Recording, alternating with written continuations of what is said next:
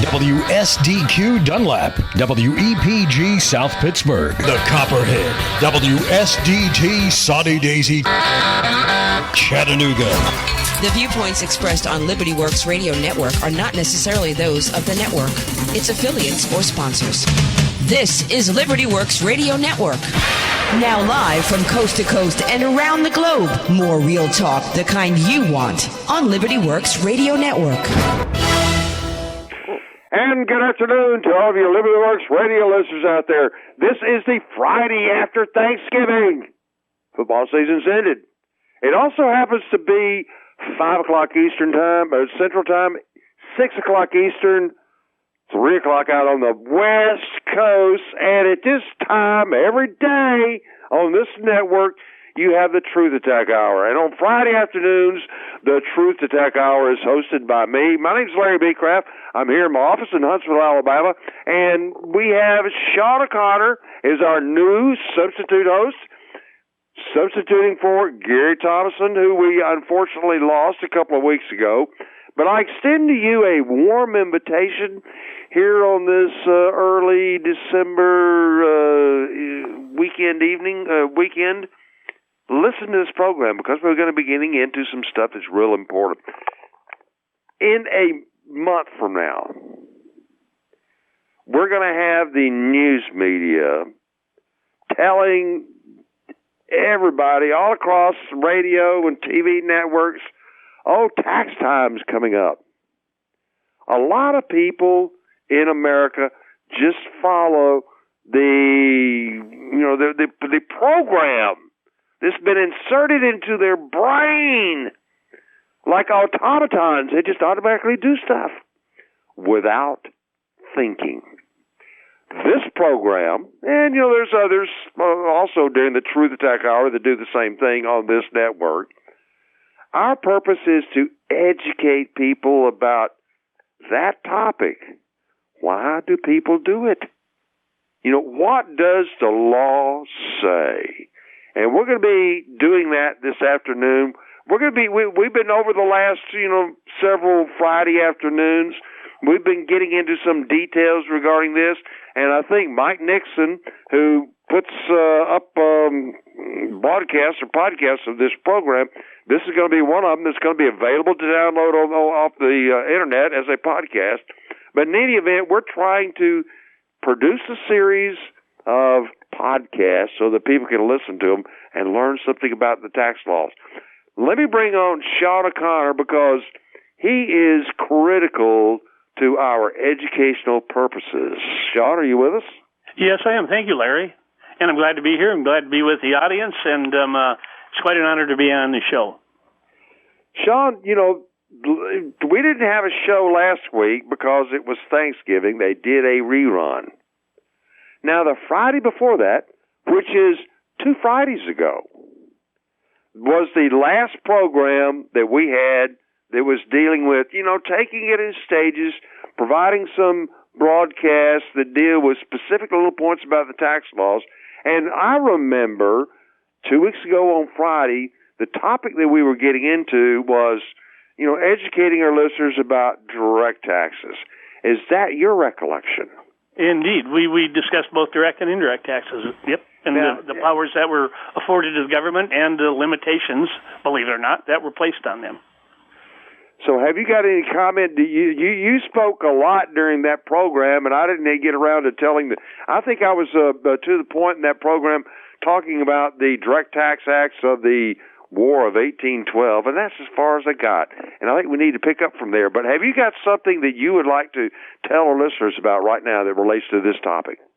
Well, yeah, actually, a question that has been posed since the last program, that under the Constitution, under Article 1, Section 2 and Clause 3, and Article 1, Section 9, Clause 4, we have the mention of how direct taxes have to be apportioned among the representatives and or the census, in other words, the population of the state in proportion to them in each state, which is the rule that direct taxes labor under. In other words, the taxes have to be apportioned among the several states, and then the legislature and governor decides how they're going to be collected for the federal government. The federal government, of course, never having any say in how the state goes about collecting those taxes. But the question that rose was this. Based upon those two clauses, do you perceive a difference between a direct tax being apportioned according to the census or enumeration, or being apportioned among the representatives that are elected to the states in the House of Representatives? Well, I know where you're headed, but where you're headed, I'll just be honest with you. I've never even thought about it, the point that you want to make. So go ahead and explain it to us. Well, what I'm thinking on this, when I was asked the question, I looked at it and I looked at the constitutional provisions, and I explained to the person that was discussing it with me that my research on it shows that representatives to the House of Representatives are afforded to each state pursuant to the population of that state. In other words, I believe it's 100,000, or even if it's some other number, it doesn't matter. For X amount of people in the state, for example, every 100,000, one representative is attributed to that state. So the bigger the population, the higher the representation you have in the House of Representatives. So that's done by apportionment among the several states. My point is this. I don't believe it makes a bit of difference, not a whit of difference, whether a direct tax is apportioned among the several states according to the census or according to the representatives. The numbers are going to turn out the same. Good. Very valid point. Have you got any other pearls of wisdom that you want to impart to our listeners before I take off on what I want to tell our listeners about? Well, one other thing. You know, the idea of direct taxation, as you pointed out in the last show, was severely limited to the federal government. It was a portion. That was the rule. And, of course, one of the reasons Jefferson decided that direct taxes would be used in rare circumstances among several other was the fact that how the states were collecting taxes from their citizens, and the federal government did not want to impose or interfere with the state's functions of collecting taxes, so they decided indirect taxes would run the legitimate functions of the federal government, which I wholeheartedly agree. During the last show, you discussed the 1812 direct tax that was apportioned among the several states. And this act, as you went through it, was so important. It was so important. Not only did the federal government tell each state the amount due from that state to the last penny, the government went one step further and listed how much each county in each state would have to pay into the state coffers, in order to collect that direct tax levied by the federal government. That they would go to such lengths explains to me that they understand perfectly well how they have to go about apportioning a direct tax. So true, and you can find that out by looking at, when you take a look at that 1812 Direct Tax Act, that tells you a whole lot about, how it's drafted and, how it operates. Oh, they were very, very careful. They were extremely careful how they went about doing that. Well, let me get off into what I want to tell our listeners about. And before I get into it, I want to lay out these introductory comments. The federal government has two powers of taxation. It can impose direct taxes, as we have been talking about, but that's subject to the rule of apportionment. It can also lay indirect taxes, and that's subject to the rule of uniformity. Now, what is uniformity? Well, uniformity is, when you pull up to the gas tanks in the gas station, and you're going to put some gas in your car, and you're sitting there at the pump. But a lot of these pumps have, there's a little chart there that shows you how much you're paying in the way of taxes. Well, there is so much, and I don't know what it is, there's so much in the way of a federal gas tax imposed on every gallon of gasoline. That amount has to be the same in all of the states. So a tax on gasoline, since it's collected by means of a sale, that is an indirect tax, and it's imposed on each gallon of gasoline. So they're looking at, like the booze tax. The booze tax, there's so much imposed in the way of federal taxes on booze. It's by the quart or the pint or the gallon. That is what the uniformity is. Now, whenever, now that we got these two great classes of taxification, two great classes of taxation that are subject to these various and different rules for imposition, the question always arises when Congress comes out with a new tax. What are the courts going to say about the constitutional classification of that tax? And this has happened over and over and over again. For example, after the Civil War, Congress came along and imposed an estate tax. And, hey, an estate, that's property. Well, the only way that Congress can impose a tax on property is by means of a direct apportioned tax. So, inevitably, a party that is opposing a new type of federal tax is going to run to court. Typically, that tax is going to be, since we've only had 4 direct taxes in the course of our history, it's going to be uniform. So the attack upon the constitutionality of that tax is going to be, this is a direct tax, and since it's not apportioned, it's unconstitutional. And so the same type of tax was done when Congress comes along and imposes a tax on estate and gifts, or state taxes, back after the Civil War. That issue went to the Supreme Court, and the Supreme Court said, this is a tax on estates, but it's really upon the devolution of the property, the passing down of the property from the deceased owner to the heirs. And so that is an event and not a thing, and therefore it's an indirect tax. And, since that tax was merely uniform, the Supreme Court held it to be constitutional. Now, the same thing happened with, to what Congress did to drive state banknotes out of circulation, also right after the Civil War, is that was accomplished by imposing a tax, a 10% tax, on the circulation of all state banknotes. Now, remember, before the Civil War, the state banks were chartered by the states. These state banks were issuing notes, and those banknotes were used as currency. But during the Civil War, Congress came out with, in 1863, a new law that created national banks. And, of course, these national banks were also authorized to issue national banknotes. And also at the same time, Congress was issuing greenbacks.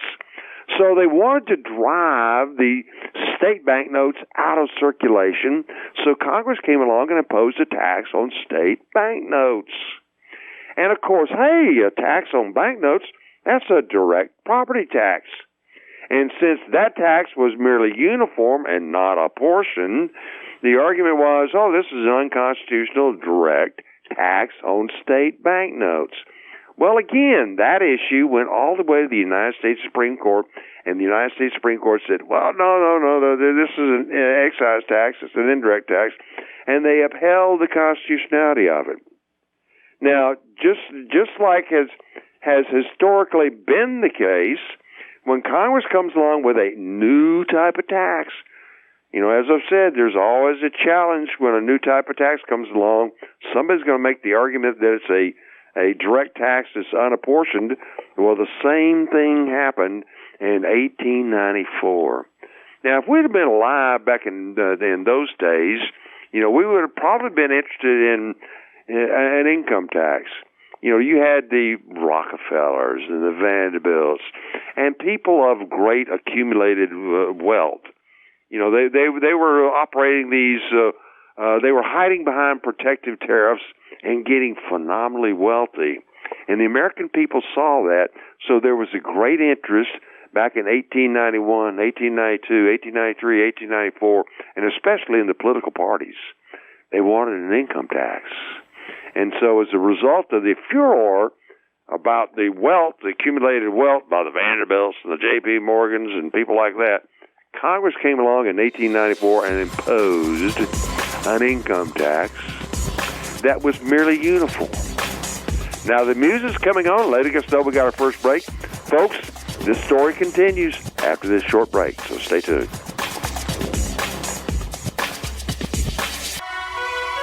And welcome back to the second segment of of this afternoon's edition of the Truth Attack Hour.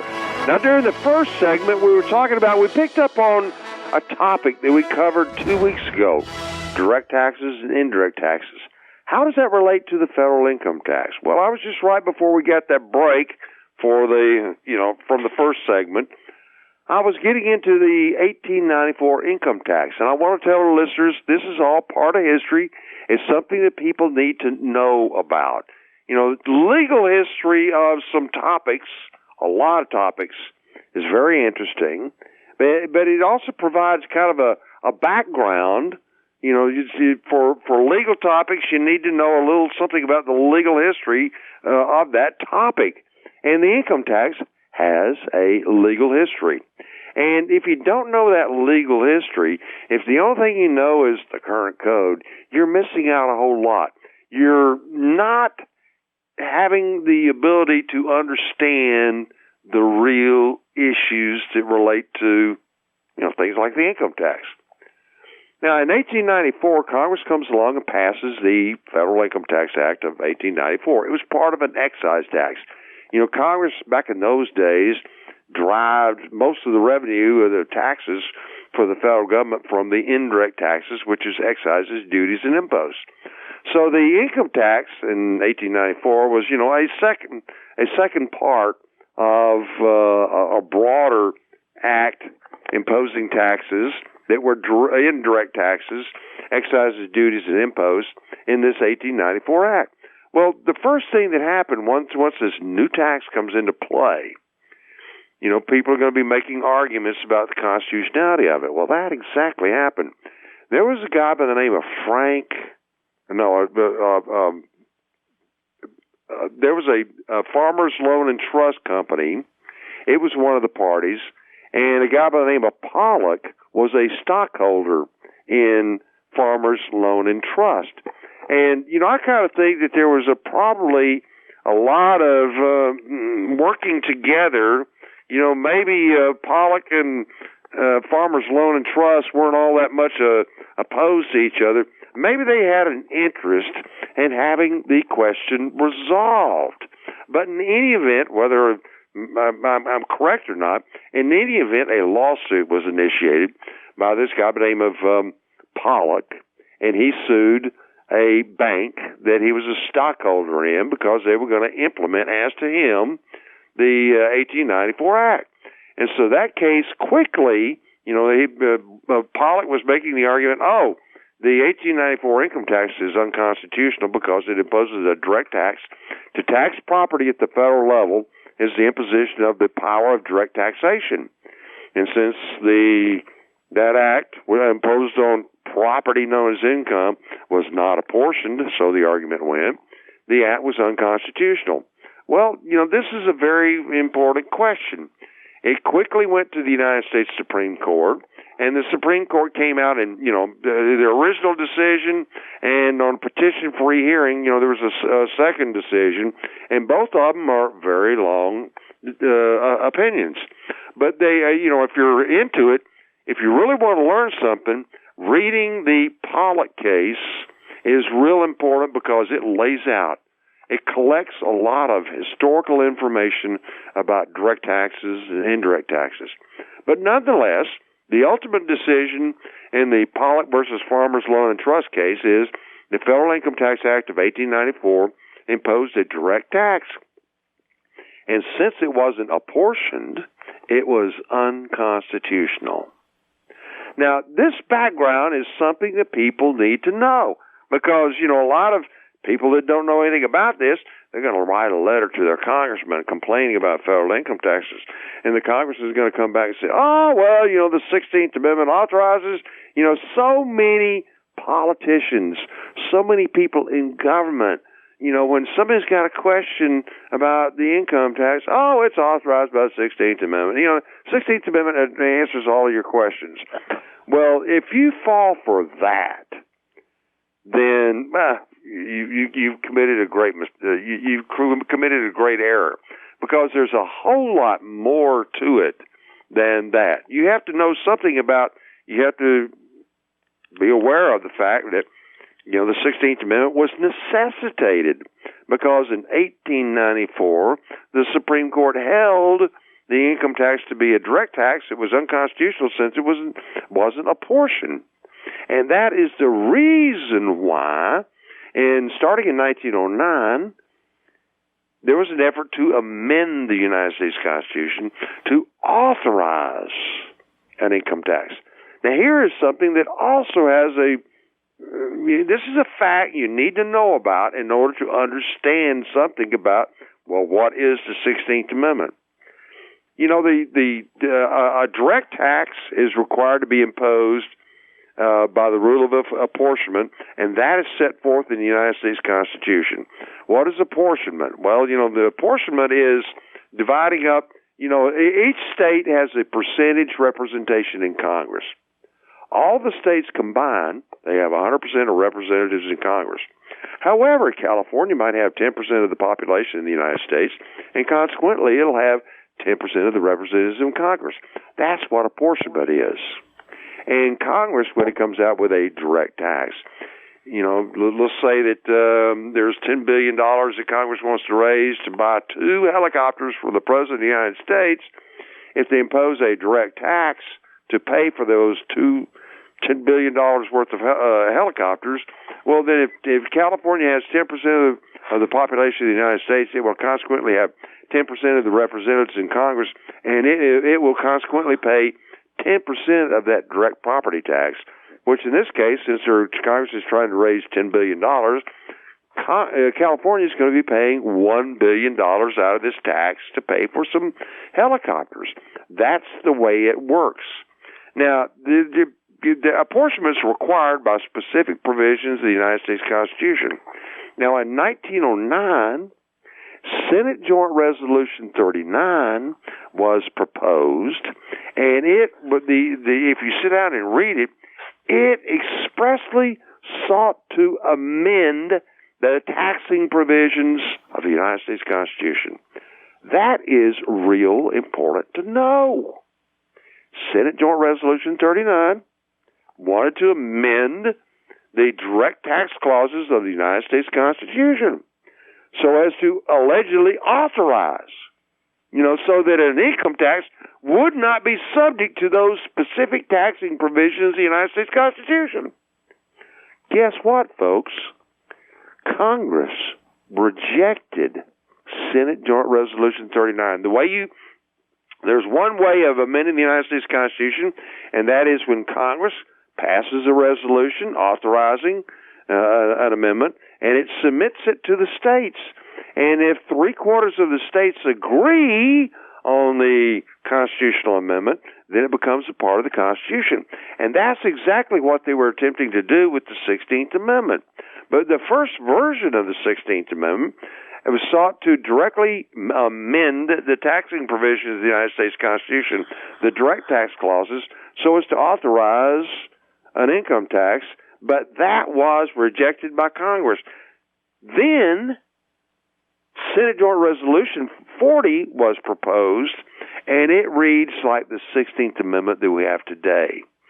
And when you sit down and you read the 16th Amendment, Congress will have the power to lay and collect taxes on incomes from whatever source derived, without apportionment among the several states, and without regard to any census or enumeration.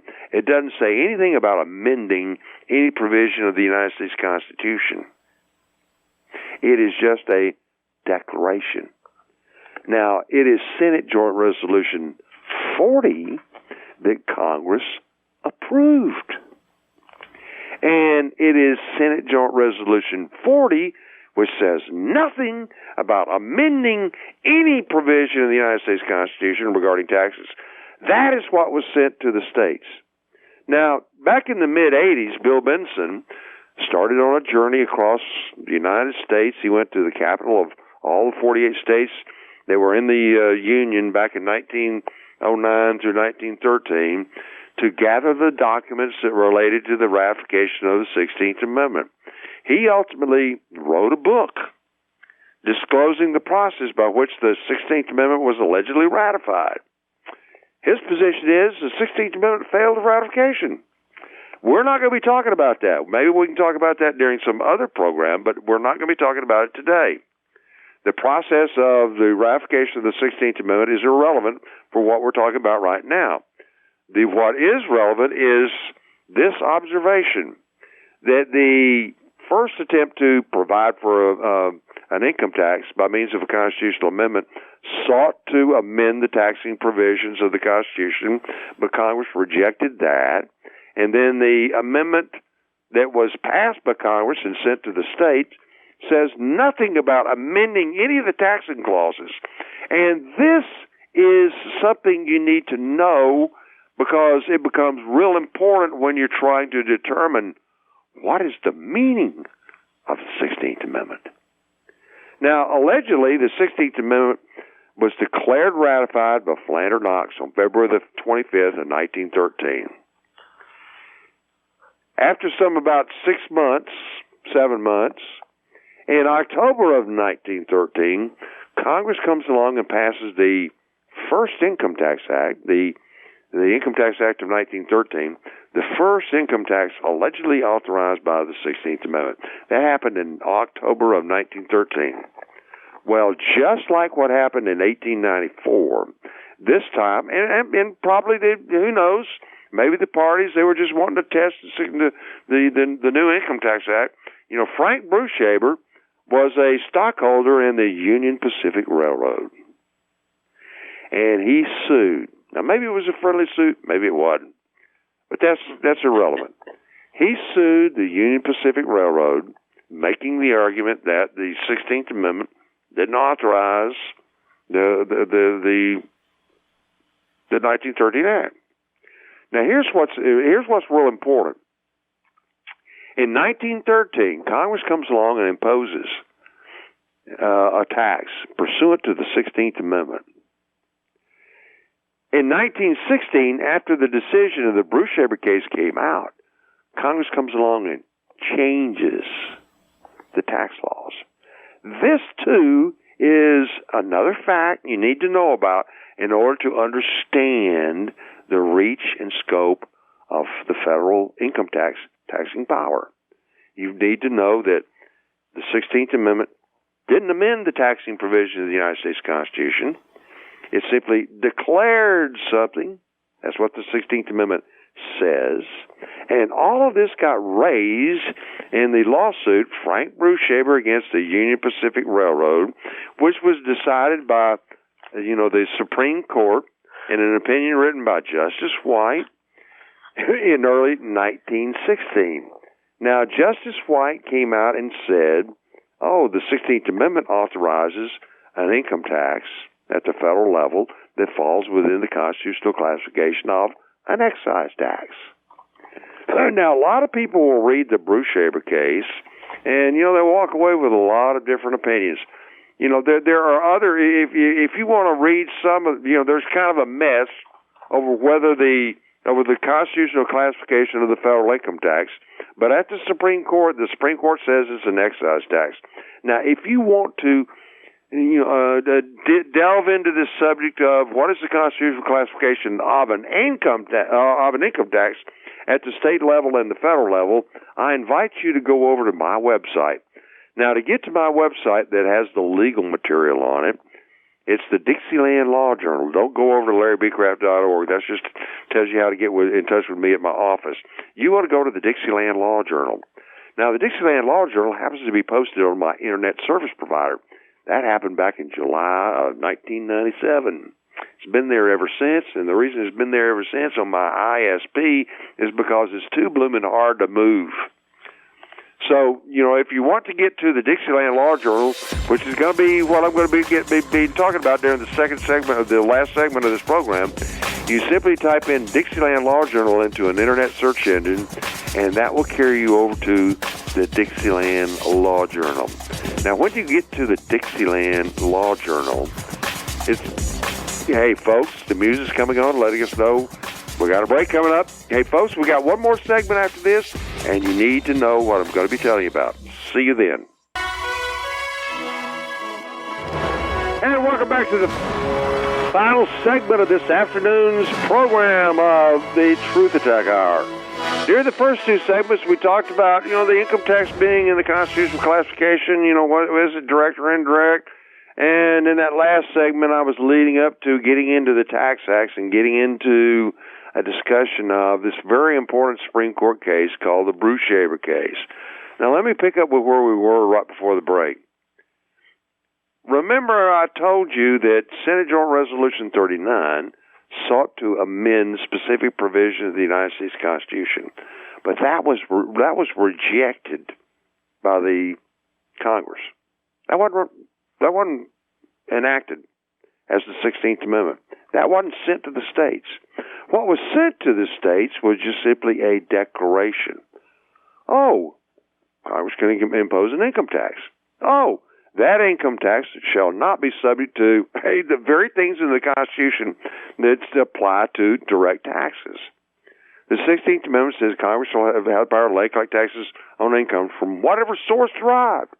Well, source is relevant for determining a direct tax, and without regard to any census or enumeration. Any census or enumeration, that has a direct relationship to apportioning taxes. Well, the 16th Amendment just says, Congress can impose an income tax that is not subject to apportionment, which is what the Becraft court had held, that, the income tax is a direct tax, and therefore it's required to be apportioned. However, a lot of people don't know that there are some income taxes that can be indirect taxes, and so when the 16th Amendment says, the income tax Congress can impose shall not be subject to these rules that apply to direct taxes, that in essence is saying, the type of taxes that Congress can impose that are income taxes must fall within the classification of being an indirect tax, an excise tax. That, ladies and gentlemen, is what the United States Supreme Court held in the unanimous decision in the Becraft case written by Chief Justice White, who incidentally, he had been a new justice on the Supreme Court when the Pollock case was decided. Justice White, then a young, new justice on the United States Supreme Court, in reference to the Pollock case, he wrote one of the few dissents in that case, arguing, the income tax was an excise tax. Well, he was in the minority. But, better than 20 years later, now he happens to be Chief Justice of the United States Supreme Court. And he decided, I'm going to write the decision, the unanimous decision in the Becraft case. Now, when you sit down, there's some long sentences in the Becraft case. But, I would suggest that if you want to find something about this where other cases talk about, what is the constitutional classification of the income tax, go over to my website, the Dixieland Law Journal, and when you get to the front page of the Dixieland Law Journal, there's not but about, 10 links to about 10 other pages on my website. Go down until about in the middle of the front page of the Dixieland Law Journal, you'll see a link to another page called Taxation. Now, when you get over to the taxation page on my website, there's a lot of good material. There's a collection of tax material here that you will not find at any other place on the web. But go down to a file called Uncertainty of the Law. And here is where I treat, this analysis of what is the income tax as a direct or indirect. And you can see that there's, even today, the federal courts are split on whether the federal income tax is an excise tax or a property tax. And so are the state courts in reference to the nature of the state income taxes. But if you want to get into this particular issue of what is the nature of the federal income tax, go over to this Uncertainty of the Law on my taxation page and read what I have posted there, which includes links to a large number of cases. But the point I want to make is this. The Supreme Court said in the Becraft case that it's an indirect excise tax. That's what the income tax is. And they have continued to say it's an indirect excise tax. So we can rely upon what the Supreme Court of the United States says regarding the constitutional classification of the federal income tax. Now, there's something real important that people need to understand about, when you sit down and you can get off of my website, I've got the briefs in the Bruce Shaber case posted. You can read it. So let's take a look at what the legal community, the lawyers that were going up to before the Supreme Court in the Bruce Shaber case, what they were arguing about. The government argued, since there was a challenge to the constitutionality of the 1913 Act, and they were bringing in arguments about what was the meaning of the 16th Amendment, which would also have some relationship to the Pollock case. The government and other parties were making the argument, the 16th Amendment eliminates the requirement to apportion one specific tax known as the income tax. The 16th Amendment eliminates, it was a direct property tax, and the 16th Amendment says it can be imposed regardless of these requirements regarding direct property taxes. Well, Justice White says that's a bunch of hogwash. The 16th Amendment doesn't amend any provision in the United States Constitution. So when you sit down and you read the Bruce Shaber case, what the Supreme Court said regarding the constitutional classification of the federal income tax, what is it? What is the constitutional classification? You can plainly see that the Bruce Shaber Court says it's an excise tax. There are other cases that say it's an excise tax, and I think that is the correct view to have. Now, the reason why I say that is, you need to then take a look at the tax acts. Now, this is real important, and we're going to be in later editions of this program. We're going to be getting into the tax acts. It's real important. Where do you find these old tax acts? Well, they happen to be linked to another page off of my taxation page, which is on my website. You go to the Dixieland Law Journal, go down the front page until about the middle of it, and you'll see a link to a page called Taxation. And when you click on Taxation, that carries you over to another page where there's a bunch of links to other pages off of this, one of which was that Uncertainty of the Law page I was telling you about a minute ago.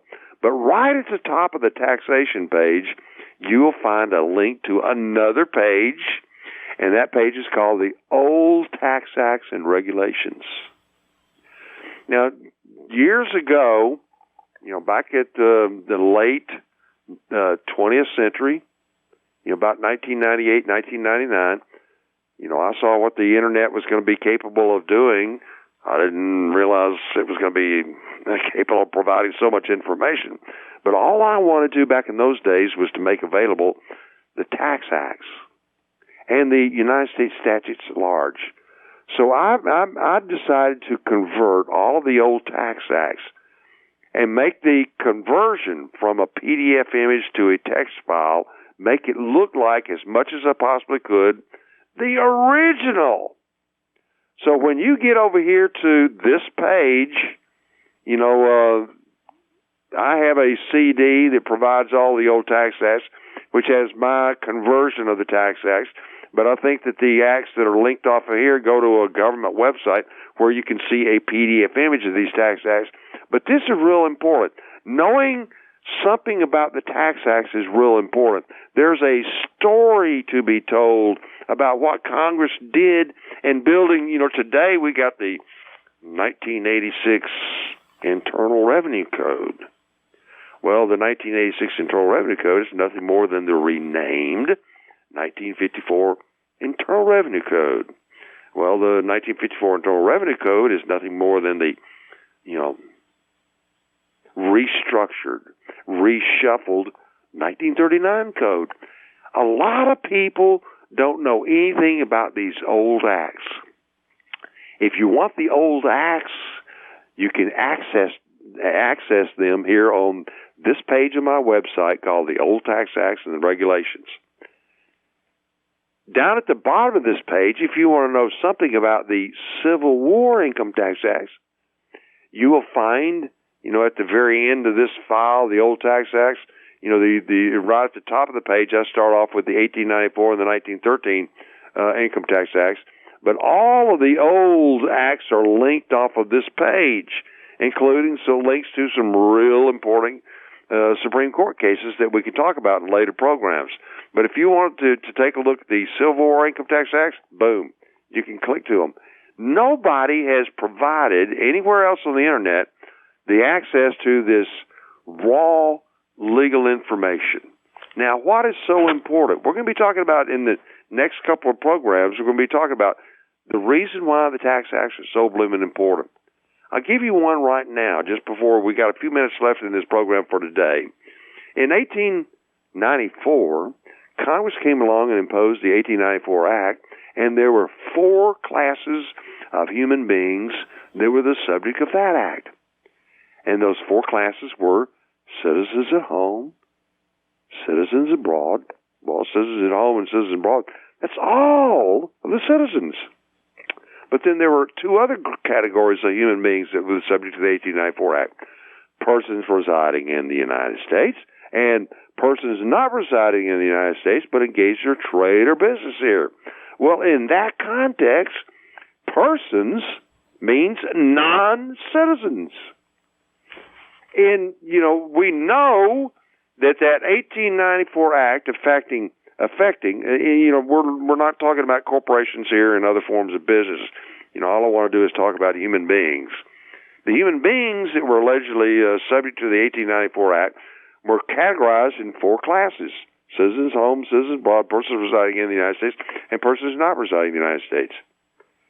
The Supreme Court in the Pollock case held the 1894 income tax unconstitutional. So then we get the 16th Amendment, allegedly ratified in February 1913. Congress comes along pursuant to the 16th Amendment in October 1913, imposes the 1913 income tax. When you take a look at the tax imposed, again, there are 4 human beings. In reference to, I'm not talking about corporations and trusts and everything else. I'm just talking about human beings. Just like in 1894, there are 4 human beings that are subject to the 1913 Act. Citizens at home, citizens abroad. Well, that's all of the citizens. Well, then persons residing in the United States and persons not residing in the United States but engaged in trade or business here, those would be the aliens, the non-citizens.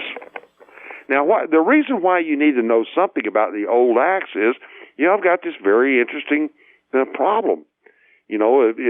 Why in the world did Congress come along, when other taxes were enacted by Congress, Congress would always just say, oh, well, in lieu of, in lieu of, in lieu of, in lieu of. They did that with, the tax on yachts. We can talk about that in later programs. But when the Bruce Shaver case came out in 1916, what Congress did is it repealed the 1913 Act, and again in late 1916 came along, and just like in late 1913, Congress comes along and imposes a completely rewritten 1916 Act. And we're going to be talking about that during the programs coming up in the next couple of weeks. And I think I'm going to kind of leave it right there. That's a real good, convenient spot that we can kind of touch upon when we come back next week. And next week I want to get into, and I want to invite our listeners, go over to my website, become familiar with, spend 30 minutes, spend an hour just looking at, you can link to and pull up the 1913 Act. You can pull up the Bruce Shaver briefs. You can pull up the Bruce Shaver opinion, all of this page. Hey, Shaun, the music's coming on, letting us know the program's end.